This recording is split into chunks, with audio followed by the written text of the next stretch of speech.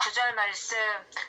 그날 예수께서 집에서 나가서 바닷가에 앉으심에 큰 무리가 그에게로 모여들거늘 예수께서 배에 올라가 앉으시고 온 무리는 해변에 서 있더니 예수께서 비유로 여러 가지를 그들에게 말씀하여 이르시되 씨를 뿌리는 자가 뿌리러 나가서 뿌릴새 더러는 길가에 떨어짐에 새들이 와서 먹어버렸고 더러는 흙이 얇은 돌밭에 떨어짐에 흙이 깊지 아니하므로 곧 싹이 나오나 해가 돋은 위에 타서 뿌리가 없으므로 말랐고 더러는 가시떨기 위에 떨어짐에 가시가 자라서 기운을 막았고 더러는 좋은 땅에 떨어짐에 어떤 것은 100배 어떤 것은 60배 어떤 것은 30배의 결실을 하였느니라. 귀 있는 자들은 들으라 하시니라. 아멘. 아멘. 감사합니다. 네. 오늘 선포된 본문 말씀에 의해서 시의 의미 시리즈 오늘이 6번째 시간인 것 같습니다. 씨 뿌리는 이유라는 제목으로 이한드레 목사님께서 말씀을 선포해 주시겠습니다. 네, 목사님 부탁드립니다. 아버지 감사합니다. 오늘도 저희들이 말씀을 들을 수 있는 시간을 허락하시고 또 기도할 수 있는 기회를 주셔서 너무나 감사합니다. 기적의 방을 주님께서 축복하셔서 이 속에 속한 모든 지체들에게 영육 안에 강건케 하시고 기도의 능을 더하시고 이제 마지막 때 기도의 사역자로서의 부름에 잘 감당하도록 도와주십시오. 오늘도 말씀을 깨닫게 하시고 기도의 능을 덧입어서 합심하여 잘 기도하여 많은 응답과 기적을 나타낼 수 있도록 저희들을 기억해 주십시오. 부족한 점 오늘도 연약합니다. 주님께서 능력으로 붙들어 주시고 꼭 필요한 말씀을 전달할 수 있도록 입술을 주관해 주십시오. 예수님의 이름으로 감사하며 기도올옵나이다. 아멘. 아멘. 예, 반갑습니다. 오늘 성경에 나타난 씨의 의미 시리즈 6번째 씨 뿌리는 비유에 대해서 말씀을 드리겠습니다. 이 씨 뿌리는 비유는 4가지 마음밭의 비유라고 이렇게 또 다른 말씀을 들 수 있는데 여기 4가지 밭이 나오죠.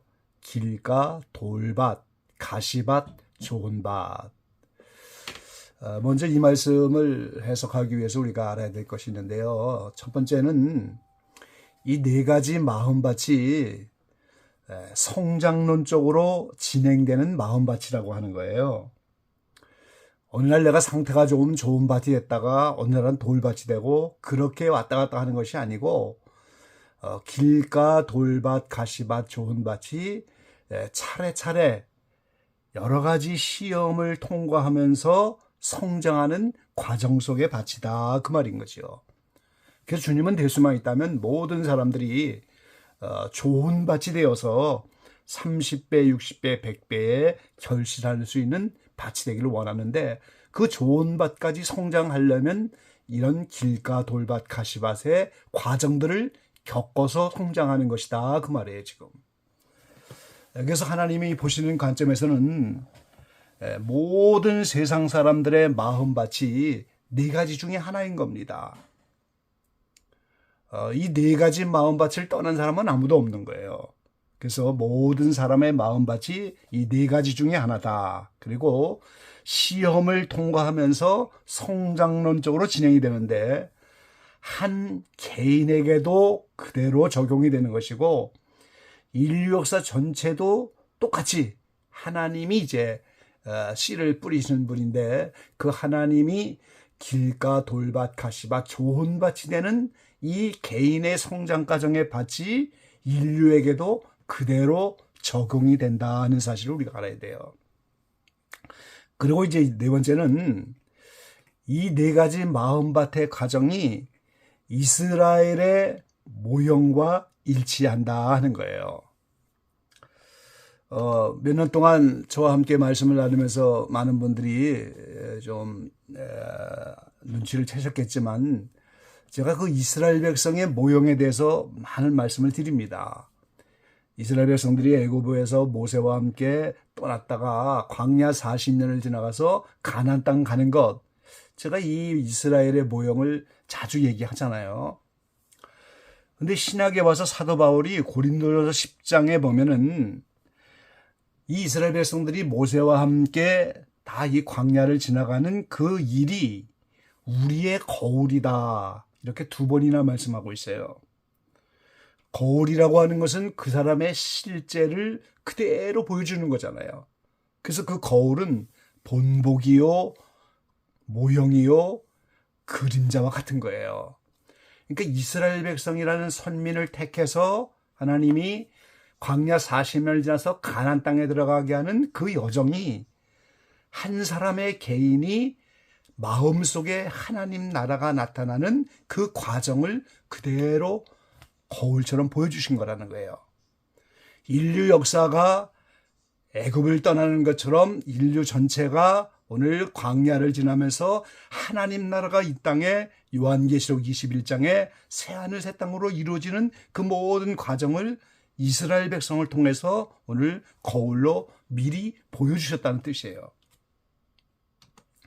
그래서 이스라엘 백성의 그 모형, 애굽을 떠나서 광야 40년을 지나서 가나안 땅에 가서 솔로몬 때에 이르러서 예루살렘 성을 짓게 되는 거기까지입니다. 이것을 이제 우리가 이스라엘 왕국의 발달사라고 하는데 이것이 성경 해석의 뼈대와 같은 거예요. 제가 이제 몇 년 동안 기적의 방에서 설교하면서 자꾸 이스라엘 백성의 모형을 얘기하는데 이것이 성경 해석의 뼈대고 핵심입니다. 이 창조의 한 주간인 창세기의 그 엿새 날도 바로 이스라엘의 모형과 일치하는 거고 요한계시록 다니엘도 이스라엘의 모형과 일치하여 해석하는 거고 예수님이 산상수훈의 8단 진복, 팔복이죠 흔히 말하는 그것도 이스라엘 모형과 일치하는 것이고 예수님이 하나님이 온전하니 너희도 온전하라 내가 완전하니 너희도 완전하라 하나의 말씀은 그 완전의 길도 일치하는 거고 이스라엘 백성들의 절기와 그 모든 제사 과정도 여기에 일치하는 거고 예수 그리스도가 죄인처럼 이 땅에 오셔서 성장론적으로 걸어가면서 완전의 길을 우리에게 보여주셨는데 그것이 아가서 룻기에 다 나오는데 이것도 이스라엘의 모형과 일치하는 거예요. 그리고 이제 우리가 마태복음에서 7가지 비유의 말씀을 이제 우리가 그 가운데 3가지 씨에 관한 비유를 이번 시리즈에 말씀을 드리는데 이 7가지 비유도 주님이 창세로부터 감추인 것을 드러낸다고 하시잖아요. 창세로부터 성경에 나와 있는 이 모든 하나님 나라에 이르는 길을 다 보이셨는데 그걸 7가지 비유 속에 다 넣으셨고 이것도 이스라엘의 모형과 일치하는 거라는 거예요. 그러니까 이스라엘 백성의 모형적인 이거를 뼈대를 알지 못하면 우리가 성경 해석에 어려움을 겪을 수밖에 없죠. 또 우리가 한 사람의 성장 과정을 생각하면서 이 사람에게는 영적으로 무슨 과정이 올 것인가, 지금은 어떤 과정을 지날 것인가, 이 모형을 잘 알게 되면 영적 싸움에 매우 유익합니다, 여러분. 이 영적 과정 속에서 그 상황을 알기 때문에 상담하거나 또 그 사람의 해야 할 기도 제목이라든가 앞으로 나갈 이 모든 것을 이 모형 속에서 우리는 다 찾을 수가 있는 거예요. 지금은 이게 안 보이지만 나중에 동영상으로 다시 보여드릴 텐데 오늘은 그 이스라엘 백성이 애굽에서 노예 생활하다가 솔로몬 때 이르러서 예루살렘에 이르는 과정을 제가 오늘 도표로다가 이제 동영상 안에 올려놓겠습니다. 그 과정을 한번 보시면 이스라엘 백성이 이렇게 광야를 지나가서 이렇게 가나안 땅에 들어가서 솔로몬 때 이렇게 예루살렘 성을 졌구나. 이것이 오늘 모형이고 이것이 우리의 거울이라는 사실을 우리가 깨달아야 되는 거예요. 짧은 시간이지만 간단히 말씀드린다면 가나안 땅은 하나님 나라를 상징하는 겁니다. 개인 심령 속에 이루어지는 하나님 나라 그리고 이 땅에 이루어지는 천년왕국이라고 하는 메시아 왕국 그리고 이제 예루살렘 성은 새하늘 새 땅에 내려오게 될 새 예루살렘 성을 상징하는 거예요. 애굽은 죄악 세상을 상징하는 것이고 애굽을 다스리는 바로는 사탄 마귀입니다. 그리고 이스라엘 백성은 애굽이라고 하는 죄악상에 살지만 하나님 나라에 들어갈 성도들을 상징하는 것이고, 애굽의 바로 밑에 사는 애굽 백성은 구원받지 못하는 사람들을 상징하는 거예요. 그리고 이제 이스라엘 백성을 끌어내서 광야를 지나 가나안 땅에 데려가는 모세, 이어서 나오는 여호수아, 사사, 사울, 다윗, 솔로몬까지 이 모든 지도자는 우리를 죄악 세상에서 건져내서 가나안 하나님 나라에 데리고 가는 성령님 예수님을 상징하는 거예요.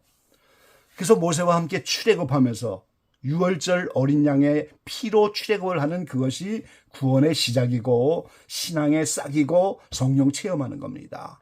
그런데 출애굽했다고 가나안 땅이 아니잖아요. 광야 40년을 지나가면서 세 차례의 영적 싸움을 하지요.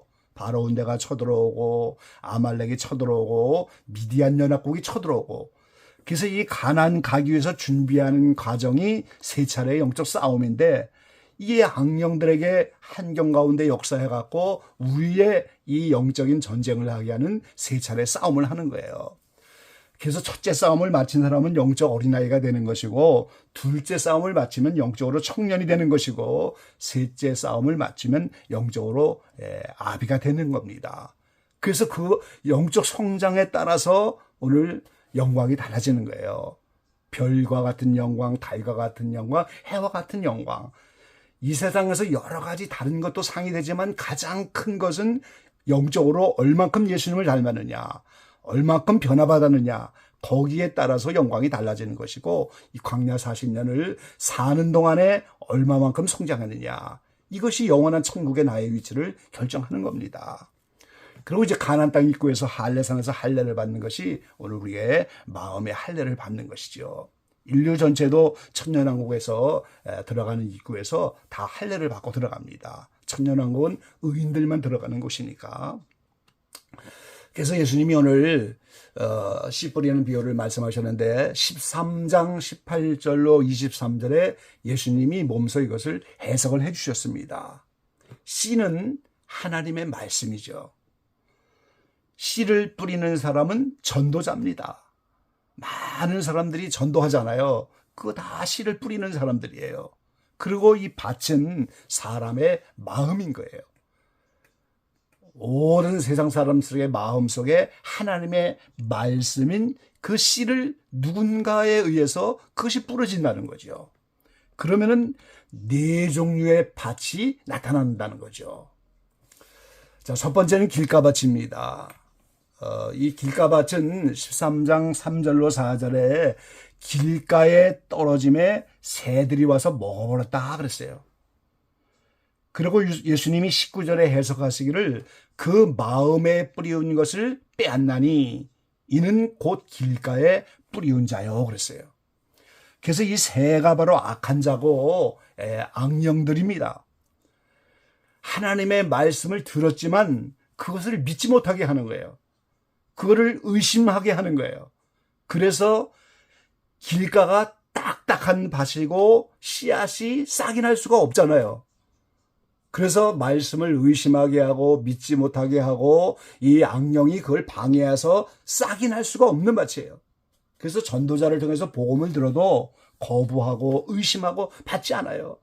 그 목사들도 다 먹고 살자고 하는 거지 뭐 교회만 가야 되나 뭐 이런 식으로 이제 그 말씀을 받지 않습니다.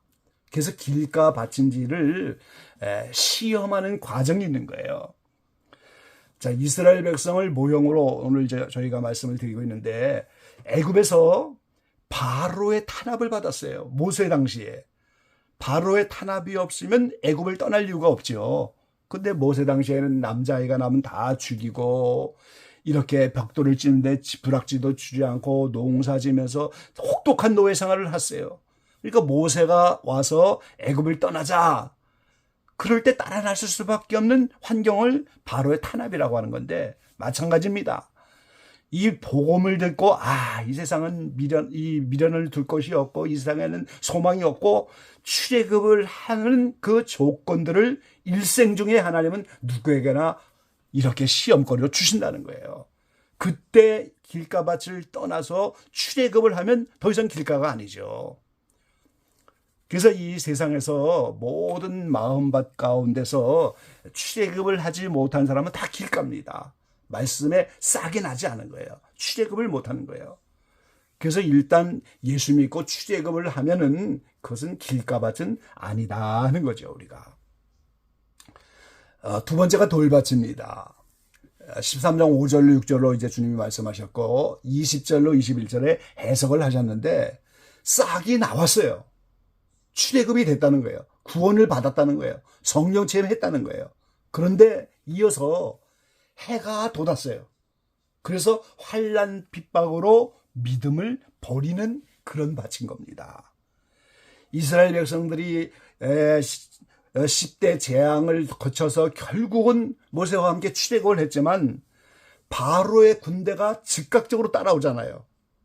600명의 마병대를 끌고 홍해까지 밀려가면서 한 번도 전쟁 경험이 없는 이스라엘 백성이 홍해까지 일방적으로 쫓겨가면서 바로 군대와 싸우는 과정이 출애굽하자마자 따라왔다는 거예요.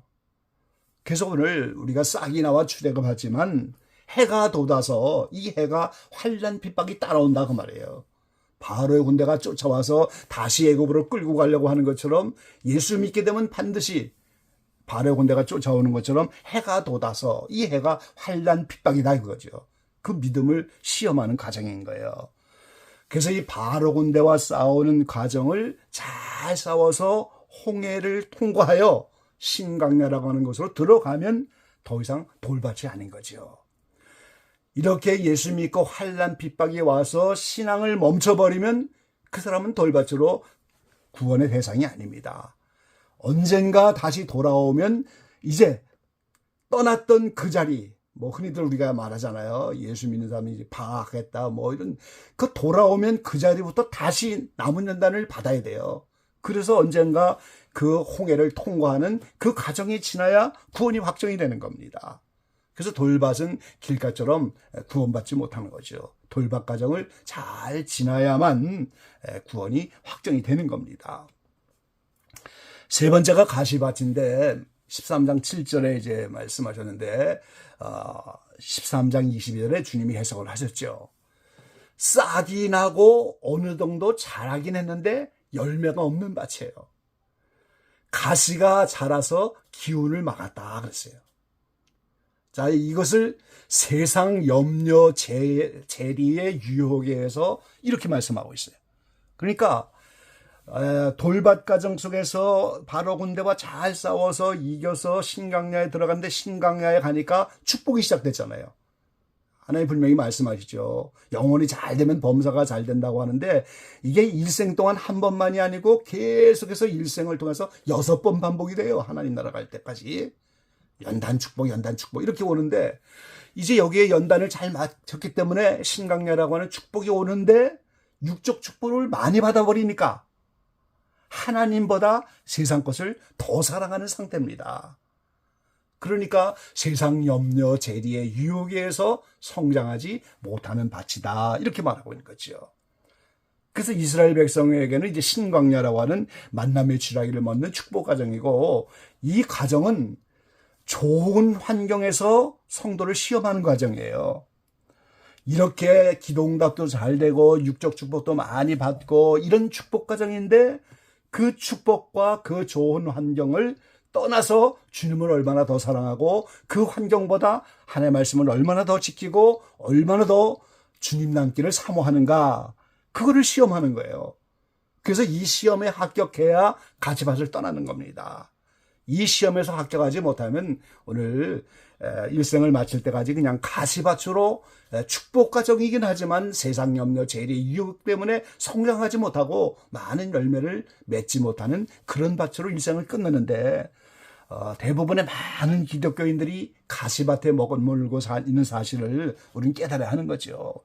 그래서 하나님보다 세상 것을 더 사랑하고 말이죠. 그러다가 너무 멀리 가면 하나님의 징계를 받지만 여전히 축복 과정으로 세상 염려 재리 때문에 성장하지 못하는 그런 밭입니다.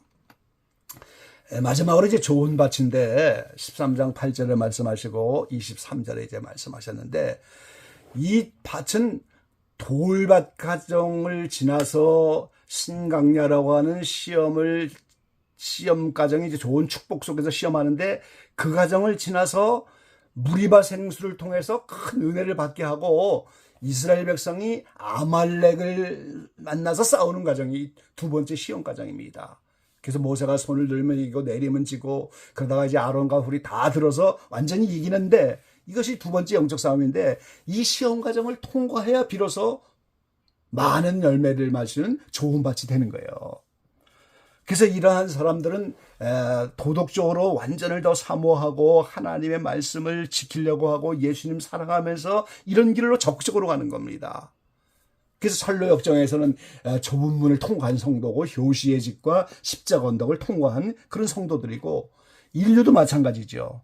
이스라엘 백성으로 말하면 아말렉과 싸움이 끝나고 나니까 오늘 어떻게 됩니까? 성막을 만들어서 율법을 선포하고 가난 정탐을 하잖아요. 그게 인류 역사에서 예수님이 오는 과정입니다. 이스라엘이 모형으로 성막을 만들고 하나님이 강림하는 게 곧 예수님이 이 땅에 오셔서 신약시대가 열리는 거예요. 그래서 신약시대에 예수님이 오셨기 때문에 그때부터 인류 전체가 마음밭이 좋은 밭이 되어져서 구약시대보다도 이제는 30배, 60배, 100배로 열매 맺는 그런 시대를 맞고 있는 은혜의 때를 살아가게 되는 거죠. 예, 짧은 시간이지만 이걸 다 자세히 말씀드리지 못하는데 오늘 언제 기회가 되면은 기자교회 모든 지체들이 이스라엘 백성으로 모형으로 하여 이렇게 성장하여 이것이 우리의 일생에 그대로 재현된다는 사실 한번 세미나식으로 말씀을 나누는 기회가 있으면 좋겠습니다. 기자교회 모든 지체들이 여러 가지 어려운 시험과 연단 과정이 있지만 이걸 잘 이겨서 좋은 밭이 되어 정말 30배, 60배, 100배로 열매 맺으며 이 시대에 귀하게 쓰임받는 그런 마음밭이 되어지기를 주의 이름으로 간절히 기원합니다. 아멘.